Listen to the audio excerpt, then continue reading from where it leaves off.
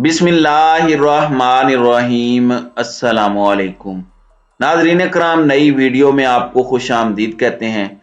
कल जनरल बाजवा ने जावेद चौधरी से कॉलम लिखवाया और वही ड्रामेबाजियां हमेशा की तरह, कभी उससे कॉलम लिखवाओ कि जी बड़े अच्छे केक रस डबोकर खाते हैं और ये करते हैं वो करते हैं। इमरान खान की आपको इस वक्त गुफ्तगू सुनवाने जा रहे हैं औरिया मकबूल जान के साथ। ये उनके इंटरव्यू का थोड़ा सा एक हिस्सा है। बाजवा के दौर में ये चीज वो बोल नहीं सकते थे और ना मीडिया पर ये इंटरव्यू चल सकता था। पाकिस्तान की इकोनॉमिक सिचुएशन और बाकी तमाम चीजों के हवाले से साजिश में जो खेल रचा गया है, उसमें लतीफ खोसा ने हालिया दिनों एक बात की। उन्होंने कहा था कि आपका एटम बम खरीदने वाले हैं और आने वाले दिनों में ये एटम बम भी बिक जाएगा। इमरान खान ने जो आज बात की है, खौफनाक हद तक खतरनाक सूरत हाल बता दी है। ये इंटरव्यू और ऐसी गुफ्तगू बाजवा के दौर में मीडिया पर चल नहीं सकती थी, क्योंकि उस पर इतना उसका कंट्रोल था। एंड तक ये गुफ्तगू सुनने वाली है, ये जरा मुलाहिजा फरमाएं। खान साहब, 10 महीने पहले या 8 महीने पहले एक तब्दीली आई थी और एक साहब ने उसके अगले दिन इंटरव्यू देते हुए कहा था, देखो डॉलर का रेट जो है वो कितना अच्छा हो गया और स्टॉक मार्केट भी बहुत अच्छी हो गई। लेकिन मैं उस वक्त जो साहिब नज़र लोग थे, जो जानते थे, वो समझते थे कि यहाँ ये तब्दीली सिर्फ इसलिए ले आई गई है कि ये कंटेनमेंट ऑफ चाइना का एक प्रोग्राम है कि पाकिस्तान डिस्टर्ब रहे और पाकिस्तान जो है वो डिफ़ॉल्ट की तरफ जाए। अब तो हालात बहुत ख़राब है। और ये जी मैंने इसके ऊपर बड़ा, क्योंकि मेरे तो सामने सब कुछ ये साजिश खुली है ना, मैंने तो इसको स्लो मोशन में देखा है साजिश को, और मैंने फिर बाद में भी असेस किया कि इसके पीछे क्या मकासद हो सकते थे। पहली चीज़ तो ये क्लियर हो जाए कि ये सिर्फ जो हम समझते थे कि सिर्फ ये अमेरिका से आई है साजिश, इसमें कोई शक नहीं कि वहाँ उनकी वाइस वर्सा भी हो सकती, उनकी ख्वाहिश थी कि इमरान खान को हटाया जाए, क्योंकि वो उनको आदत पड़ी हुई है ऐसे यहाँ हुक्मरान जो कि यानी उनकी जो वो हुक्म करते हैं या सलूट मार के उसको एक्सेप्ट किया जाता है, तो उनको आदत पड़ी हुई थी वॉर ऑन टेरर की। फिर उसके बीच में रेमंड डेविस को पकड़ा दिया, जो दिहाड़े लोगों को गोली मार के वो उसको दे दिया वापस। यानी डरते थे कोई भी स्टैंड लेते हुए कि एमल कांसी हो गया, वो रमजी यूसुफ हो गया, उनको गैर कानूनी तौर पे उनको खुश करने के लिए अपने कानून तोड़ के पकड़ा दिया। फिर सारी वॉर ऑन टेरर के अंदर पाकिस्तान के सारे कानून की वायलेशंस हुई, आपने ग्वांटानामो में पहुंचा दिया, जो भी किया। उनको आदत पड़ी हुई थी कि पाकिस्तान में कोई उनके जो भी उनके हुक्म के खिलाफ या उनके इंटरेस्ट के खिलाफ अपने मुल्क के इंटरेस्ट के लिए बात करता था, तो उसको उनके लिए पहले ये ऐसी टाइम था और उनको ये पसंद नहीं था। लेकिन उधर से ये नहीं बात शुरू इधर से हुई है। और अब हमें पता चल गया कि हुसैन हक्कानी को हायर किया गया, जी जी, सितंबर के अंदर 2021 में उसको हायर किया गया। और मैं प्राइम मिनिस्टर हूँ, हमारे गवर्नमेंट के होते हुए हायर किया और हमें नहीं पता कि हायर हुआ है। और वो वहाँ प्रमोट किसको कर रहा था, वो मेरे खिलाफ वहाँ काम कर रहा था वॉशिंगटन में और प्रमोट कर रहा था बाजवा साहब को। बल्कि 1 साल बाद उसको पता चला कि फौज बहुत अच्छी होगी। हाँ, उसने एकदम सारा वक्त पाकिस्तानी फौज के खिलाफ, मेमो गेट के अंदर वो नंबर 1 किरदार, ठीक, और एकदम वो पाकिस्तानी फौज के खिलाफ और प्राइम मिनिस्टर के खिलाफ शुरू हो गया। और उसने ट्वीट भी एक की हुई है कि बड़ी के जनरल बाजवा ठीक अमेरिकन स्टैंड के साथ खड़े हैं, प्रो अमेरिकन है, और इमरान खान एंटी अमेरिकन है। उसकी एक ट्वीट भी है। तो कहने का मकसद यह है जी कि गेम तो यहाँ से शुरू हुई, ठीक। और अफसोस से मुझे कहना पड़ता है कि इस गेम के पीछे एक ज़ाती मफादात थे, और इस गेम के पीछे अपनी ज़ात को प्रमोट करने के लिए सारी गेम शुरू हुई, अपने इंटरेस्ट के लिए, और लोगों को बीच में शामिल किया गया।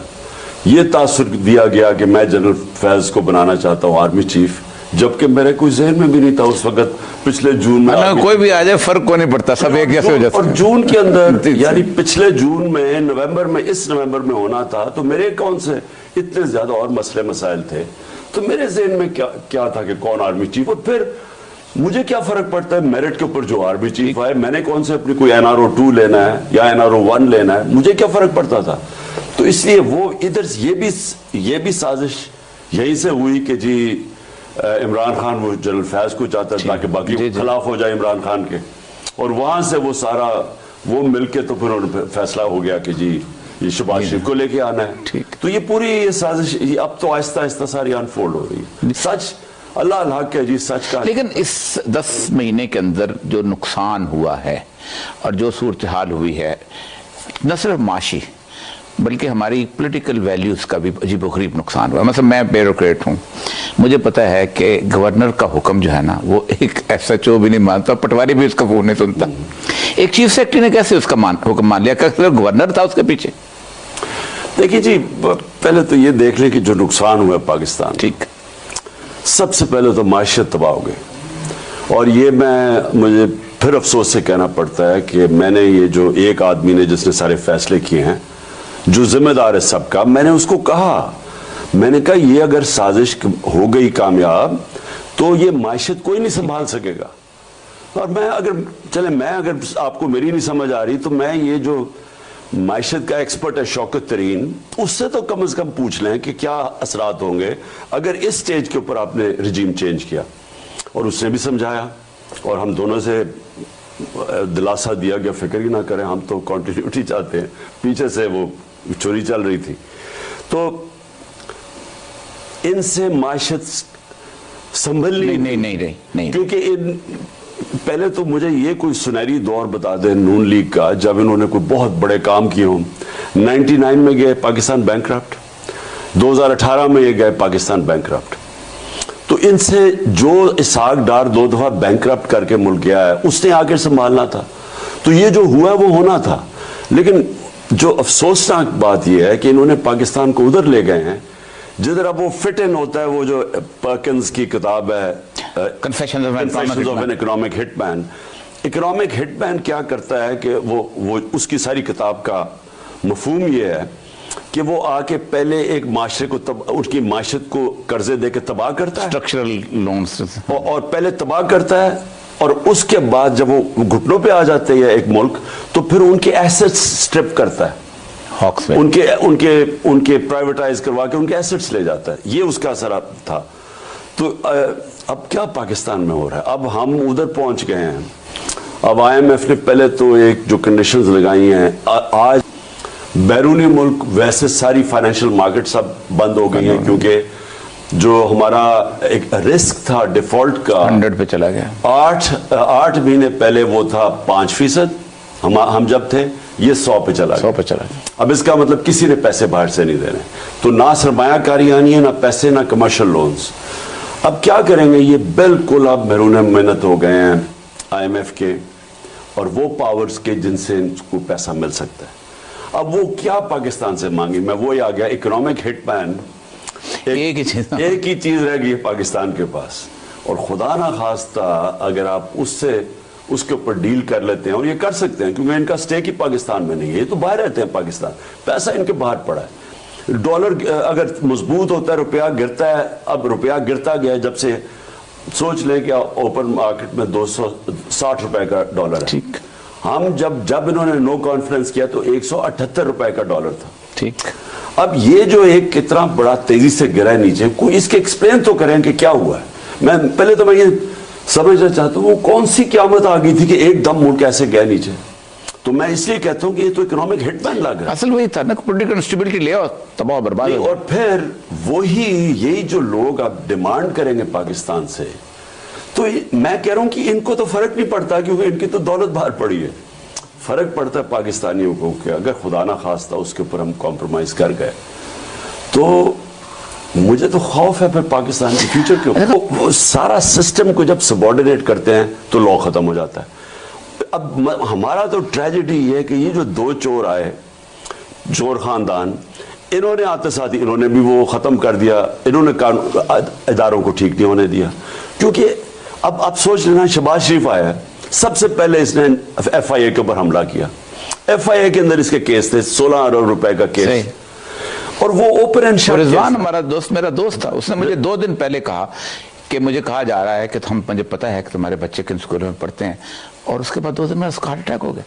اس کو وہ شدید پریشر میں لے آیا. آتے ساتھ ہی پہلے ادارہ انہوں نے جس نے زبردست کام کیا ان کی جو منی لانڈرنگ اور یہ جو ان کی چوری ان کو پکڑ کے, اس ادارے کو انہوں نے اٹیک کیا. رضوان آتے ساتھ ہی اس کا ہارٹ اٹیک ہوا. 2 مہینے کے اندر سب کچھ ہوا.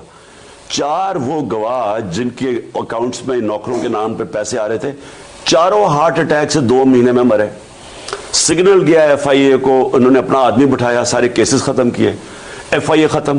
ایف آئی اے ختم کیسے کہ پبلک کی نظر میں اب ایف آئی اے کی کوئی حیثیت نہیں ہے, وہ صرف شریف خاندان کا ٹول ہے وکٹمائز کرنے کا کہ جناب کیسے پی ٹی آئی کو ختم کرو. اس نے جو ایس ایچ او کو اختیار دیا تھا نا, وہ تھا کہ اگر میں یہ پین ثابت نہیں کر سکتا ہوں کہ میں نے کہاں سے خریدا تو مجھے چوری میں پکڑ سکتا تھا, لیکن انہوں نے الٹ دیا.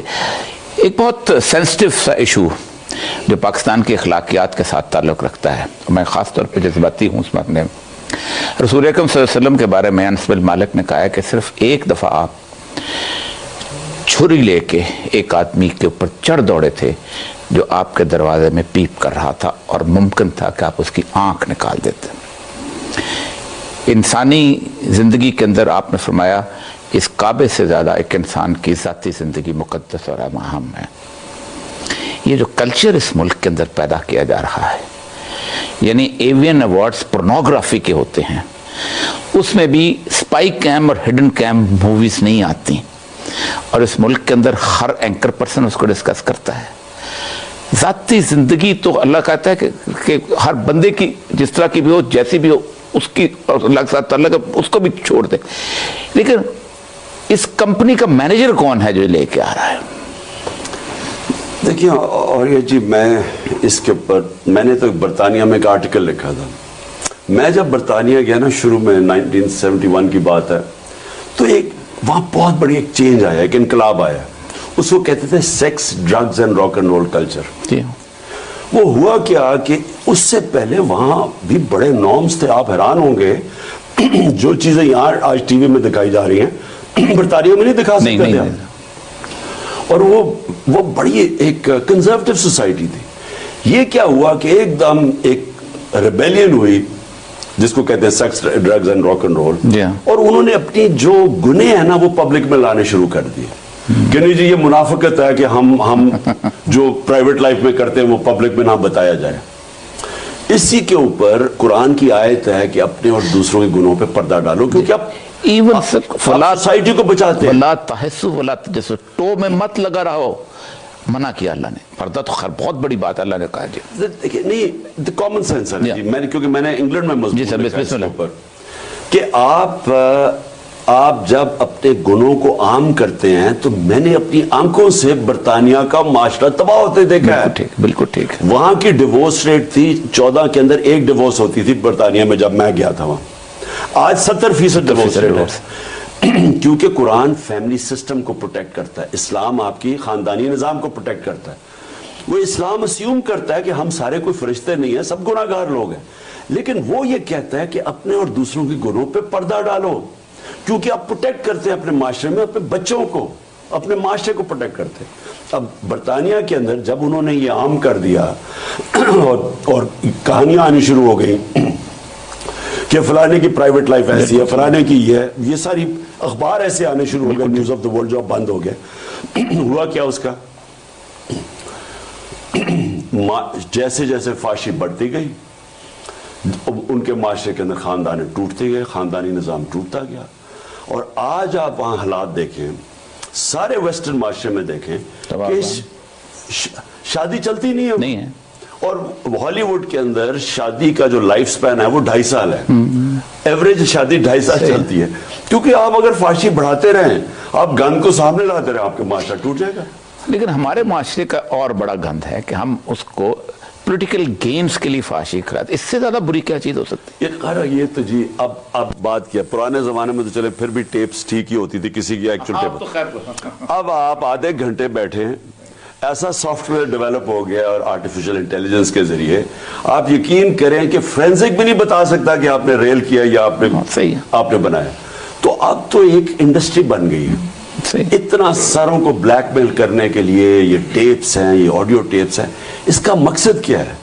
اس کا مقصد یہ نہیں ہے کہ آپ کوئی معاشرے کے اندر کسی کی اصلیت سامنے لے کے آ رہے. اس کا مقصد یہ بلیک میل کرنا، گند اچھالنا، اور کوئی فکر نہ کرنا کہ اس کا اثر آج، اور یہ صاحب بچوں کے پاس موبائل فون ہے، 8 سال کے بچے موبائل فون لے کے پھرتے ہیں، اب ان کے موبائل فون کے اوپر آپ یہ گند لے کے آ رہے ہیں، آپ سوچیں اس کا معاشرے میں